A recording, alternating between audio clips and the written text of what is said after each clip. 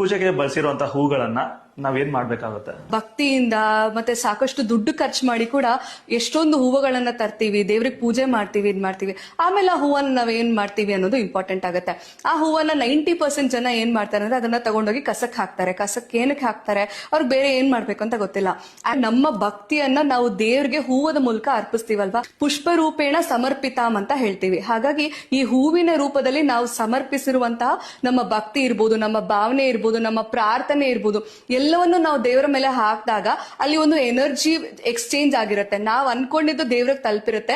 ದೇವ್ರು ಏನ್ ನಮ್ಗೆ ವರ ಕೊಡ್ಬೇಕಂತಿರ್ತಾರೆ ಅದಕ್ಕೆ ನಾವು ಪ್ರಸಾದ ರೂಪೇಣ ಅಂತ ಹೇಳ್ಬಿಟ್ಟು ಆ ಹೂವನ್ನ ತಗೊಂಡು ಒಂದು ತಲೆ ಮೇಲೆ ಇಟ್ಕೋಬೇಕಾಗತ್ತೆ, ಅಥವಾ ಗಂಡಸ್ಲಾದ್ರೆ ಜೋಬಲ್ಲಿ ಇಟ್ಕೊಳ್ಳುವಂತದ್ದು ಒಳ್ಳೆಯ ಒಂದು ಪ್ರತೀತಿ ಆಗಿರುತ್ತೆ. ಇನ್ ಕೇಸ್ ಇದೆರಡು ಮಾಡಿ ತುಂಬಾನೇ ಹೂವ ಮಿಕ್ಕಿದೆ, ಈಗ ದೊಡ್ಡ ದೊಡ್ಡ ಹಬ್ಬಗಳು ಮಾಡಿದಾಗೆಲ್ಲ ಸಾಕಷ್ಟು ಹೂವ ಇರುತ್ತಲ್ಲ, ಅದನ್ನ ನಾವು ಏನ್ ಮಾಡ್ಬೇಕು ಅಂದ್ರೆ ಮನೆಯಲ್ಲಿರುವಂತ ಪಾಟ್ಸ್ ಗೆ ಹಾಕ್ಬೋದು, ಎಲ್ಲಾದ್ರೂ ಒಂದ್ ಕಡೆ ರೀಸೈಕಲ್ ಮಾಡಿ ಮೆನ್ಯೂರ್ ಮಾಡಿ ನಾವು ಯೂಸ್ ಮಾಡಬಹುದು.